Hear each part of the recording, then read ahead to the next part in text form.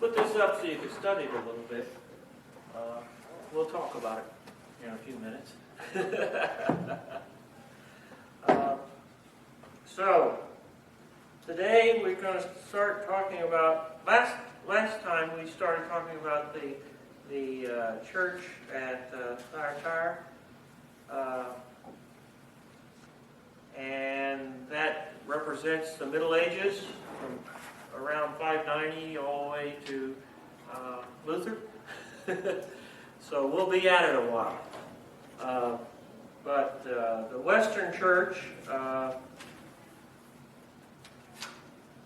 in 590 we talked about last time as an introduction. I talked about the Gregory the First and one other thing I want to mention is that by the 6th century the Bible was in 13 languages. So by the 8th or 9th it was in one. As Catholics took over. But at least it was in 13 languages by that time. So I want to talk about the conversion of England, because that's the next thing that happened historically. The Celtics were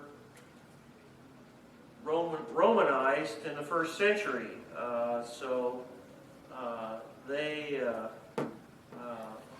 were believers in Christ, and through the Roman influence, and then I think probably everybody knows about Ireland. St. Patrick, right? St. Patrick came in around 432 and won Ireland over to Christianity,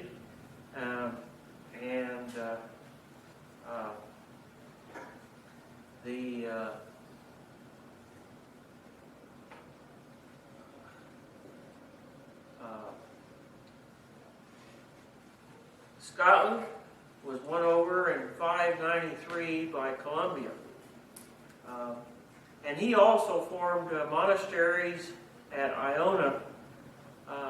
Typically these periods, they'll make a church and a monastery to a large extent.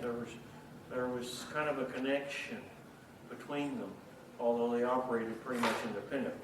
Often the preacher for that came from a monastery. So, but anyway, the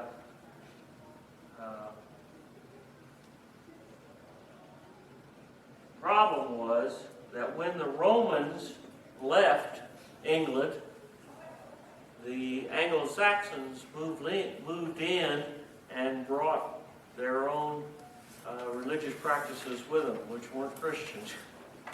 So we had to convert them again after that time. So what did the Anglo-Saxons religion, what was that? It was Celtic. That's what I thought. Yeah. yeah, it was pure. Paganism. Yeah. All Hallows Eve and Halloween. So they weren't Christian at all. So they were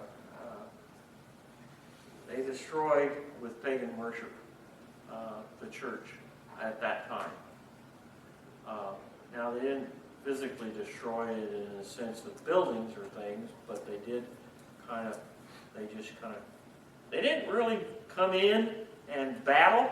They just kind of grew. They just came in and just kind of took over.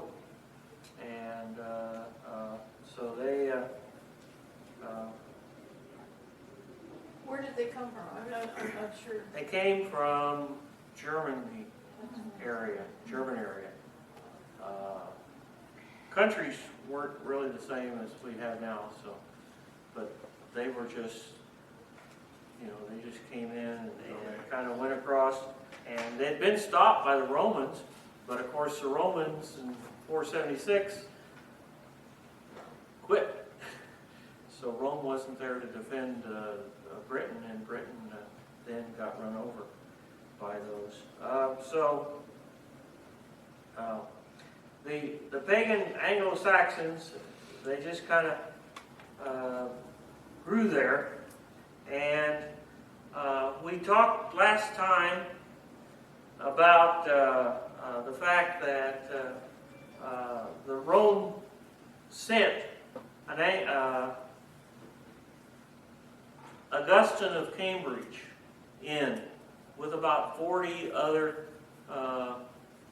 preachers, and they reintroduced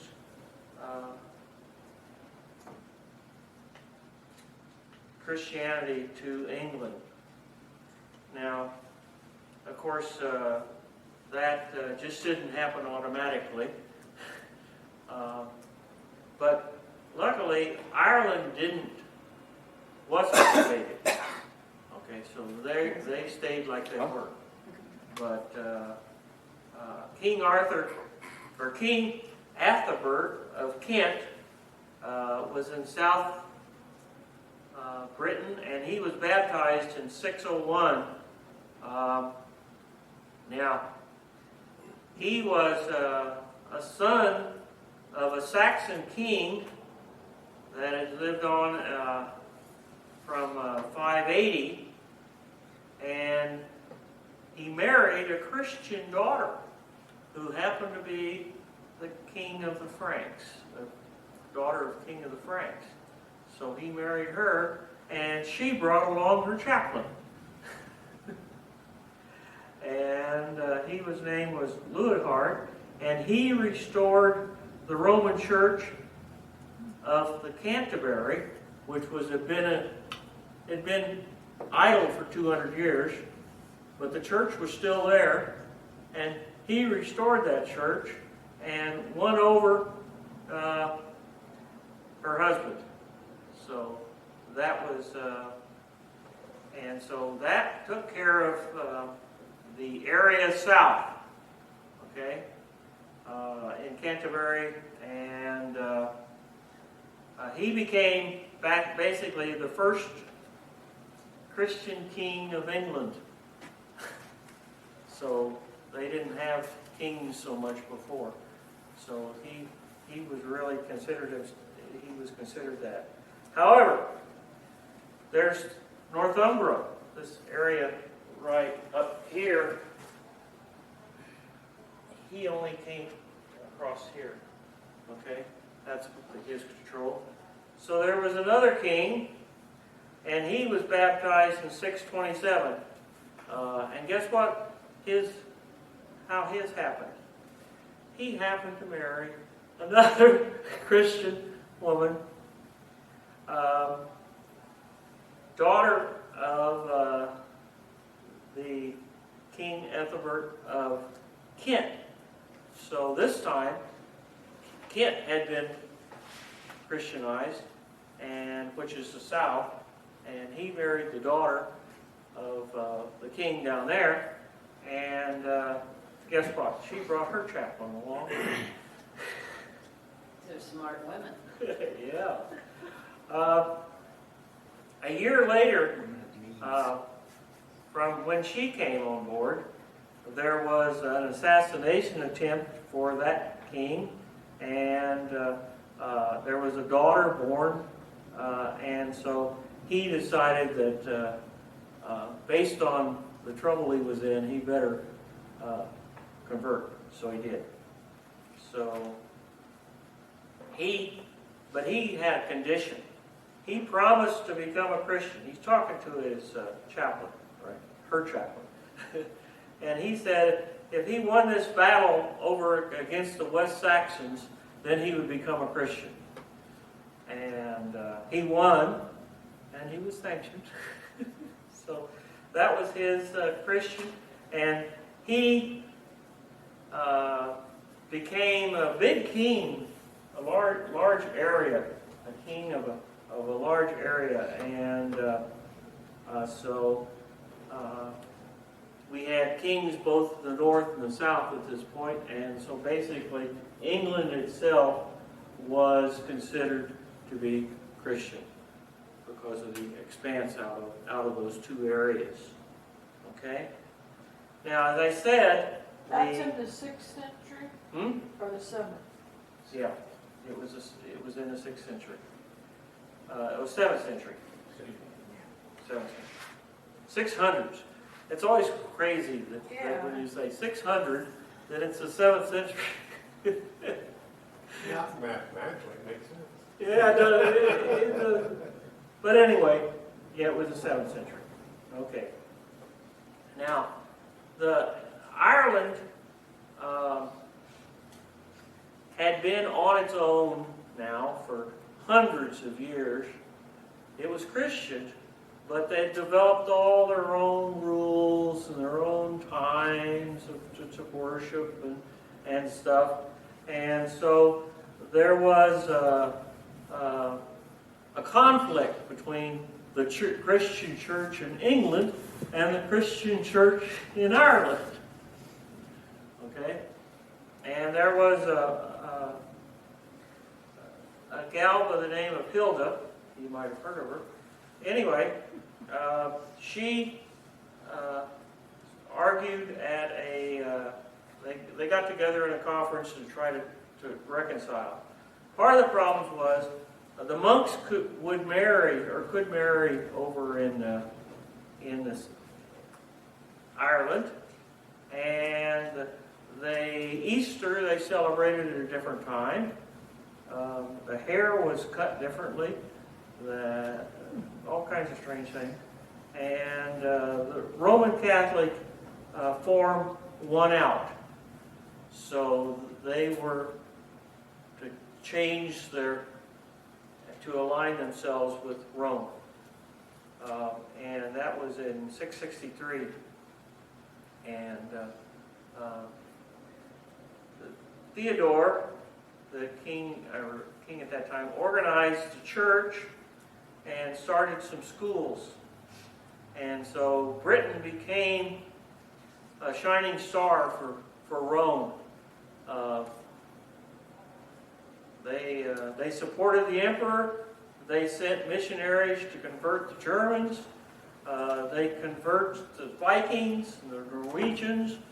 They do quite a bit after they were formed up. So that was the good news. Now we'll get to the bad news. The 7th century also started the Muslims. Okay, so let's take a look at Islam. That's the youngest religion that we have, and they began around 622 by a guy by the name of Muhammad. Probably everyone knows that. Might not know 622. But it was the 7th century they started. And they started with Persians and soon Arabs. He had trouble getting his message across, but then suddenly everything went his way, and they formed a huge organization in about a year. Now, his idea was there is only one God, Allah, okay, and he was very fatalistic. He says everything happens in the will of God, and so it doesn't matter what we do. It's all God. And the biggest thing was he was opposed to all images. Any kind of image. I didn't care if it's a person, someone must be worshiping it. The idea is that all these statues and all the pictures and everything, they destroyed. Okay? And if you ever go over to Europe, you'll find that's true. It didn't matter what it was a statue of. It's a person, they destroyed his face. They wiped out pictures. They wiped out everything that, and their reasoning was that somebody was worshiping this. This is pagan worship. And so they destroyed all the images. Now, the amazing thing is that they really took off as an organization and as a religion. Okay? Now they swept across Persia and they swept across North Africa and they started into Spain. Okay, you can see it here. They really took on a huge area. And their idea of witnessing was war. They just came in and took over. Convert or die. And then you had to either, You could pay them. yeah, you had to either join them. Initially, you had to join them or they could kill you. That was pretty much the way they worked. But then they got it to the point where they would offer you a choice. Okay? And the choice was, you pay us a big fee and we'll let you live. And so, and the other thing is that you probably had to wear some kind of things on your clothes to let everyone know what you were. I've been vaccinated. I was just thinking the same thing. It's more runner of the Nazis when they did that with the Jews. Exactly. Yeah, It's very similar. yeah. So that's, they were the ones that actually started that. Now,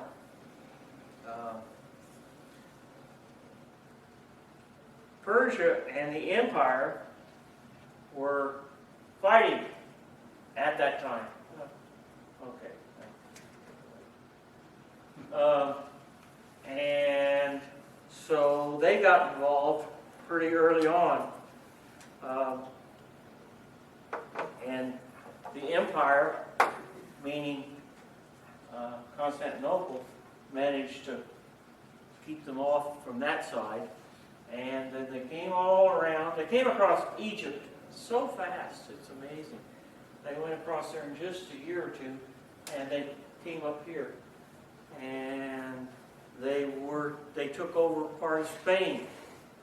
And they would have taken it all, and they would have moved into the Frankish area had there not been somebody to stop them. And so Constantinople stopped them in the east, and in the west, Charles Martel, the grandfather of Charlemagne, stopped them. And he's a Frank, so that's from Germany. Okay. But they had moved down in, there weren't countries back then. You know, Germany, France, you know, they weren't separate companies.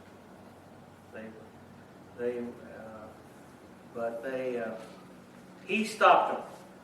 So in 732, and he was the father of Charles Martel. But they continued to stay in Spain, and they continued to stay in all this area. Okay, so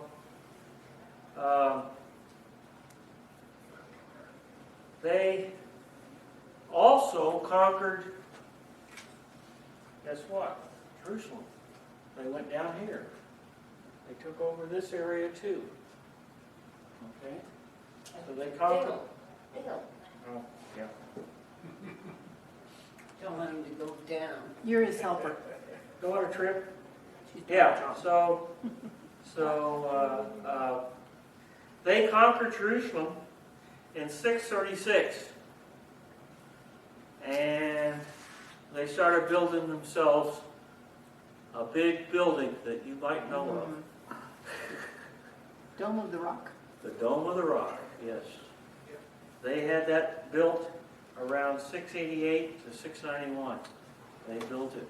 Now, the difference is the churches in the east tend to build big domes, and the churches in the west tend to build spires. So, kind of a difference in the way that they built things, but at any rate, they had the Dome of the Rock, and they took on all of Jerusalem and all of that area as well. Now, the African population was pretty much pacifists, and the church considered them to be pretty much not, they weren't doing missionary work. They were, bottom line is the basic Western church said they got their just desserts. And they didn't come to their aid, and they didn't help them. And as a matter of fact, the people there had three choices. You know, they could become Islam, they could pay a tribute, or they could be killed. And so the people down there, though, thought it was better than what they had from Rome. Okay? You know, remember what happened to them? I've been telling you what happened down in Egypt. That's where everybody went, either to Alexandria or over to Egypt, when they got kicked out of the churches. Well, what do you think they did? They started churches down there. Okay? But they weren't part of the mainstream. And so They were they, the Coptic churches. yeah, the Coptics is one of the groups. Egyptian Christian. Okay? So,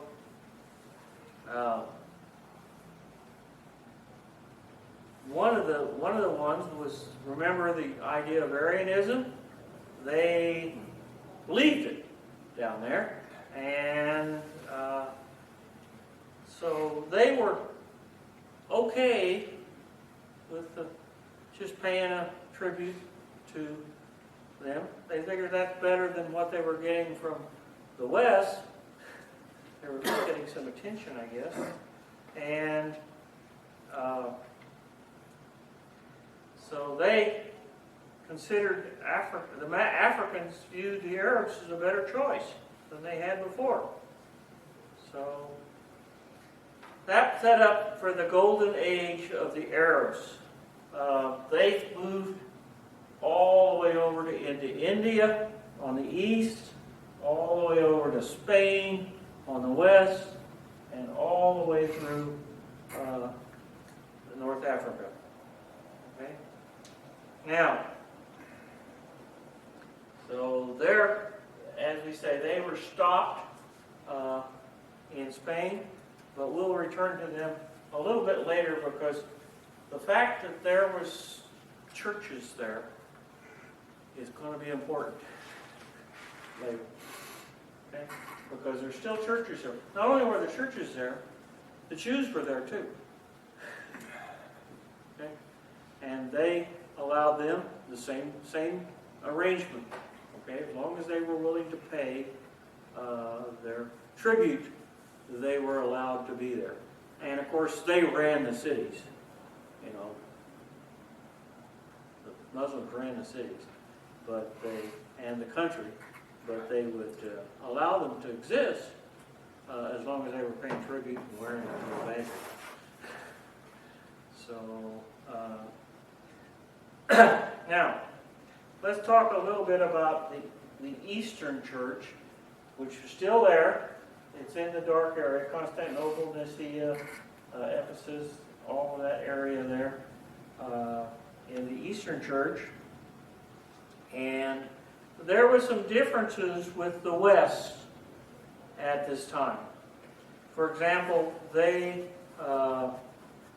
allowed their priests to marry. And they didn't mind them, particularly if they did it before they became priests. They were fine. And they had, then there became a problem with regard to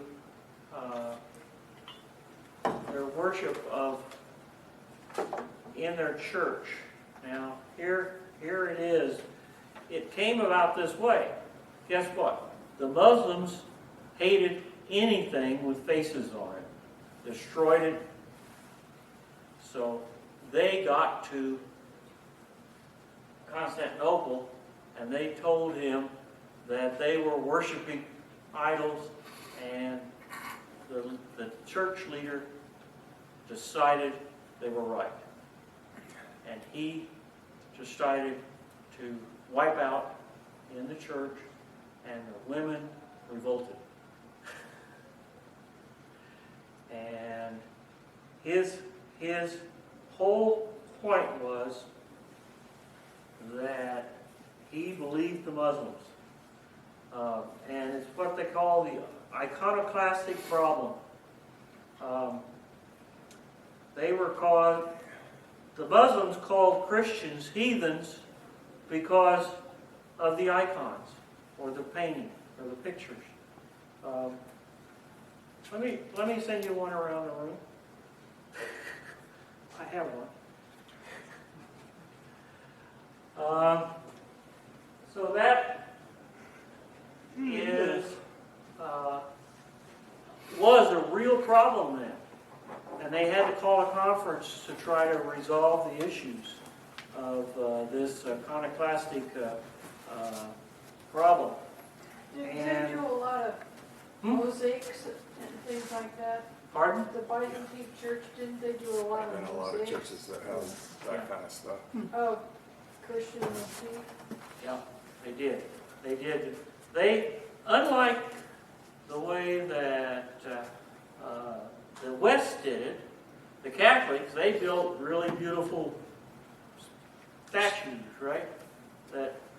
What they would do over in the East is they would build kind of mosaics, and they would build something on top of another, and kind of, pictures like the 3D, but they weren't full.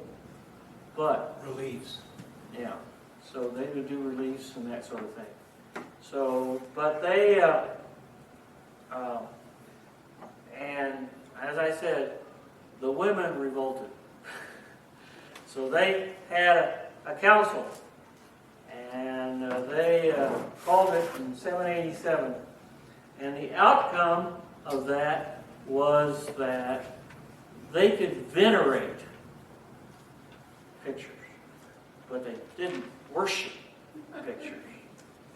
Splitting hairs. So, now basically, if you think about it, there were a lot of people that didn't have any real ability to read or write. Pictures were all that they could relate to. Okay?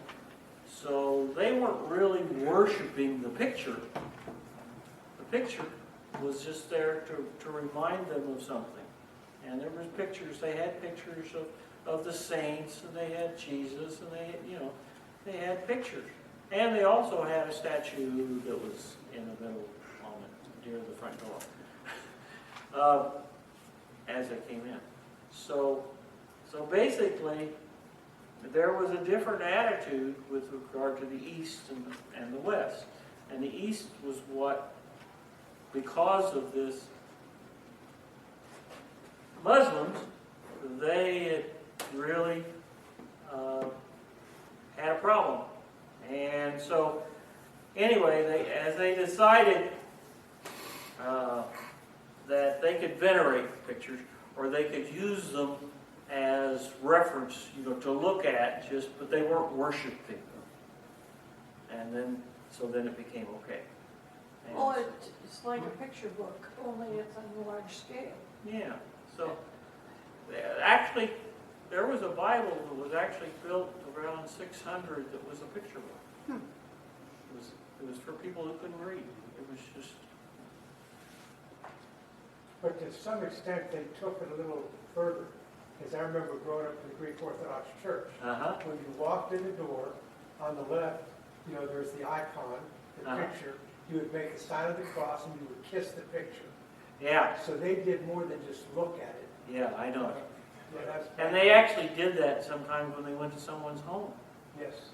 They would go in, find the picture, and kiss it. Exactly, But it's their culture. exactly. It's a culture thing. They weren't really worshiping idols. They weren't worshiping the picture. But they were worshiping what the picture represented. And that was the issue that they had. They never had that problem in the West Right. because the Muslims didn't get there. This was caused by the Muslims' reaction to anything with a face on it was needed to be destroyed. So, but yeah, they were totally, their whole attitude about worship and stuff is different from the West and the East. And so they had these flat pictures that were like carvings, you know, but they were still flat. And those were venerated. Now, another thing that happened along that same time, or a little bit later, in around 1000 AD, is that the Western Church decided that they needed to be boss. Needed what? The Roman Church sent a letter to the Eastern Church and said, "I'm now the leader." And guess what they did? Split. Huh? The church split. The church split, yes. And it turns out it's over a kind of really silly thing, in a way. If we look at the Nicene Creed.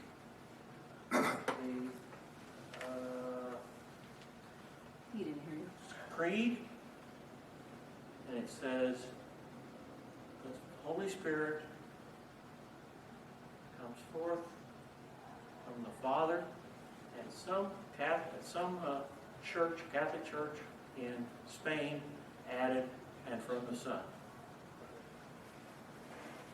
And Rome decided it was okay, and then Rome then told the Eastern Church that they had to agree with that too, and they didn't.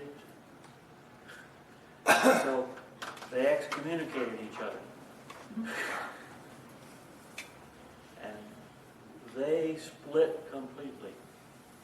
Okay? And it wasn't just the church in Rome and the church in the East either.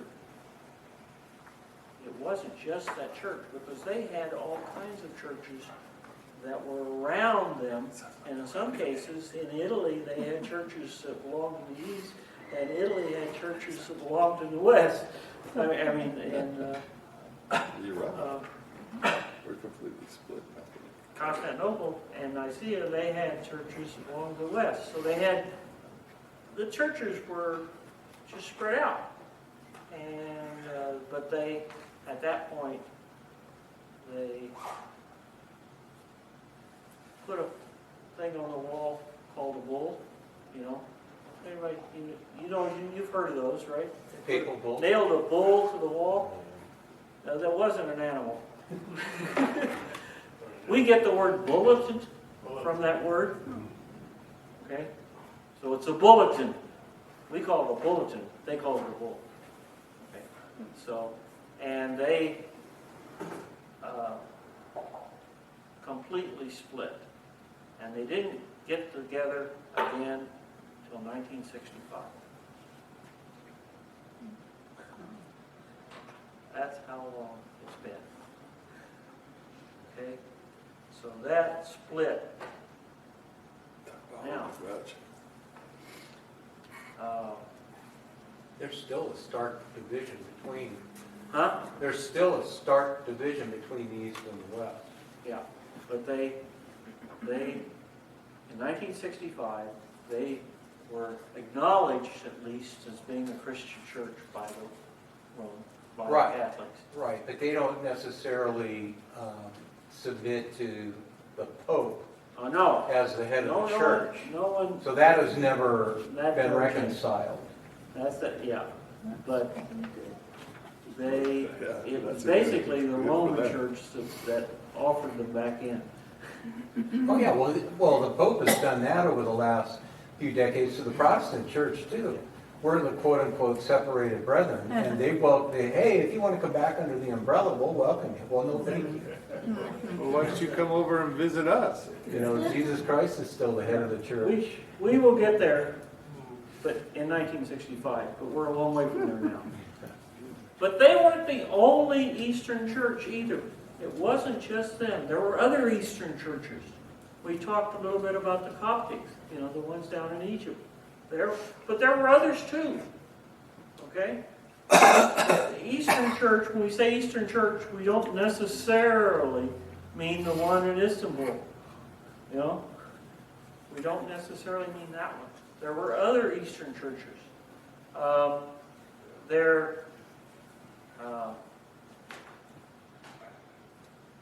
The Nestorians. Remember the Nestorians? Remember him? He got kicked out. He started a church. As a matter of fact, he started a church that's still around today in the East. It wasn't connected to Constantinople, and it wasn't connected to the West, but it was a Christian church. Not only did he start a church there, they went all the way to China. Okay? So, And I don't remember the Nestorian viewpoint. the problem was that the human and divine substances of Oh, Christ, remember? double. Yeah, the two, and yeah, that's what it was.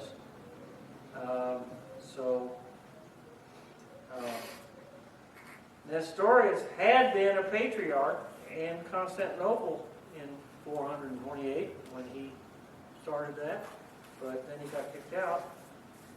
So, anyway, he started his own church, Persia, and it's still going today. And as a matter of fact, when people from the West went over to China in 1623 or so, they found a monument. They found out that the church had been there many, many years before. And it was this church that was there. Okay? And they went across to India, they went to China, and they planted churches on the way. Okay? So this is another Eastern church. It's not connected in any way with Rome. Not connected in any way with Constantinople. It was basically a church that started in Persia. Okay? And of course, we have the missionary, the ones that we've talked about already in Egypt that were still there, still going on today, and they're not connected. So there's not just east, west, there's two easts that existed. So, Actually, three, wasn't it? Because there's the Constantinople and then there's the well, there's Coptic. actually 4 or 5 if you want to count each individual church. Each individual religions. They had it's an Oriental Orthodox church, and they had an Eastern Orthodox church, and they had several. It's almost like we have now with Protestants, but they were all these little things of churches. As a matter of fact, they even had their own school in Edessa that was training their priests and things. Okay, so that they were totally separate from the rest of the churches. Somebody threw a never part of it, and they didn't really have much contact with the rest of the churches, and they're still out there today. Okay? So, the Assyrian church really split off from that. They all agreed with Nestor. So they have that kind of in common. But the Syriac church is in Iraq, Syria, Iran, because they all spoke a common language. They had their own Bible. Remember I told you about the Bible that had been invented for them, and it actually give them a written language, because they had to, in order to make the Bible, they had to get them a language that they could read. So they actually developed an alphabet for them and everything. That happened more than once. There's several times that a missionary would go in, and not only would he have to teach them, he built them a language that they could read, and taught them to read, gave them an alphabet. And we still do that today. Yeah, and we still do that today. We still have people who are doing that, mainly organized to do that, to learn the language and help them and have a written language so that they could have a Bible. Anyway, that's what happened in the East there. Now another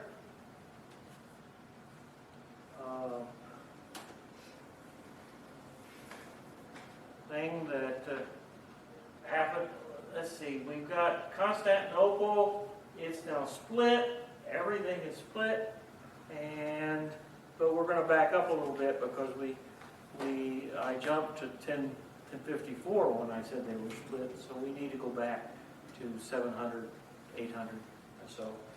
So I want to talk a little bit about somebody that you may have heard of. His name was Charlemagne. I think probably everybody's known him. That's Charles the Great, by the way. That's what that means. His name was Charles, but he's called Charlemagne now. So he came in the Roman Empire, took over the First Reich, and he was a Frank, right? As a matter of fact, he was the grandson of the Frank that had stopped them in Spain. Okay, so he was crowned emperor by a pope, which is kind of interesting. That the pope in Christmas of the year 800 actually called him the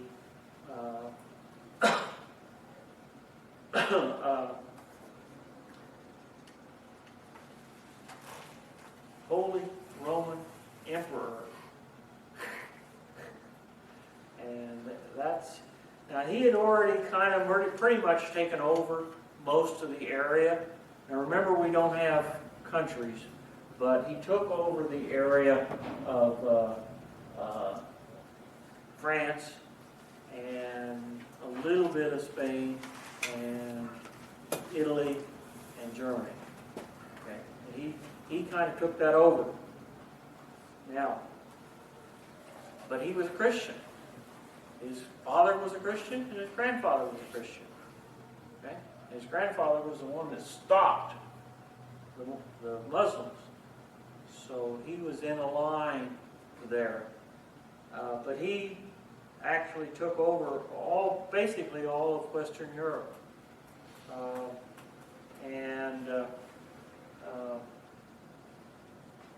So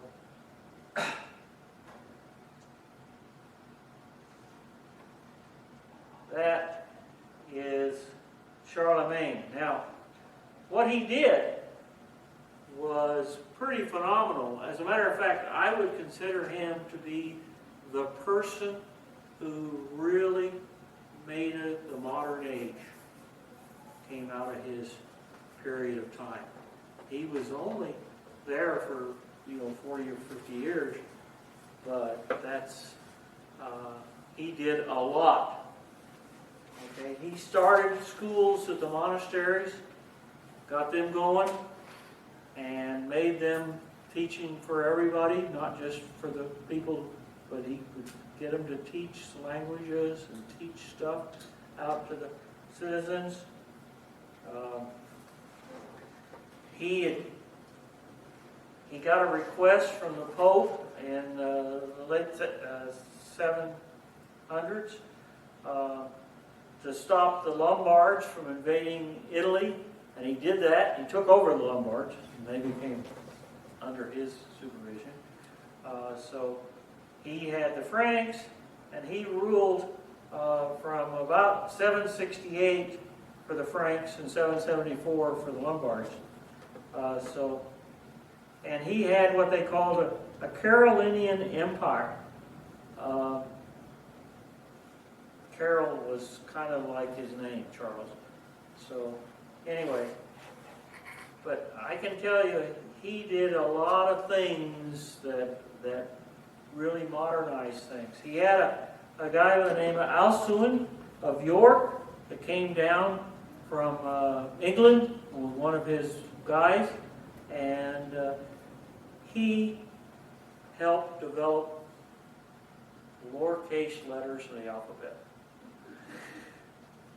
Okay, it took them a couple of hundred years to really settle on it, but the idea came from them. And they were developing the alphabet, the rest of it.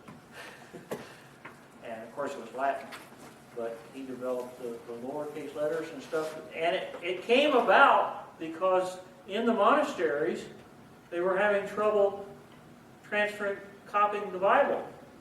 Okay, because all the uppercase letters got everything all messed up. So not only did they introduce lowercase letters, they introduced punctuation and spaces between the words. What a novel idea. That all came out of this period. Okay?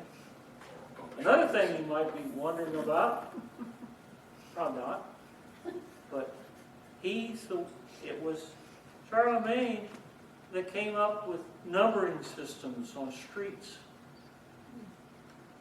and got people to number their houses so they could actually be found instead of having to go, well, I've got a little peak on this side, look at my front door, I'm the third house from the corner, that sort of thing. He actually put numbers on houses.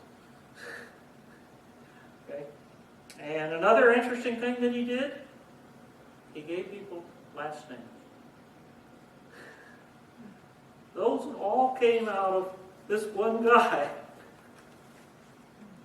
Okay? And he really, however, he did believe that the emperor was above the churches. So he didn't report into the church. So another thing he did, remember the years thing that we talked about way back when we first said there? He's the one that endorsed the calendar that we now have.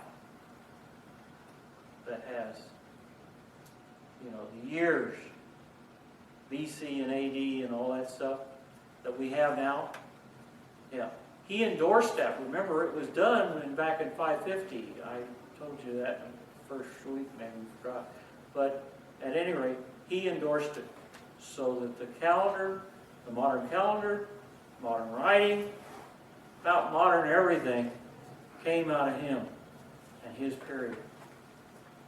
Okay? The only thing that didn't come out of it, and it did too eventually, because the countries became countries not from him, but from his grandsons.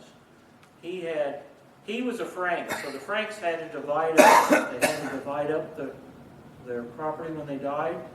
And so his grandsons got Italy, France, and Germany.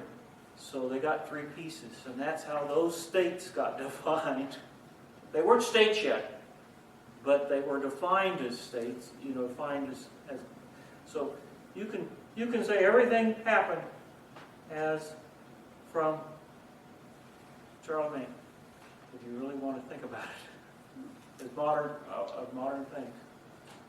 So anyway, And he lived between, 700 and 800. Okay, 760 he came into power, and 814 he died. Okay, so it's pretty amazing what he did, if you think about it. And he was a Christian. but he didn't enter the church. Oh, he answered to the church. He went to the church. They even made him a pope, right? And they made him the head of the Holy Roman Empire. But he did not answer to them they weren't running the country. He was running the country. The empire. Okay? Okay, let's close. Dear Father, we see your hand in what's happened throughout the history of Christianity, and we also see that there are many things that we need to learn, and we need to do everything we do to your glory. And guide us as we go throughout this morning, that we'll worship you this time, and we'll take it home and read and share with others. We ask in Jesus' name. Amen. Okay. Anyway, that's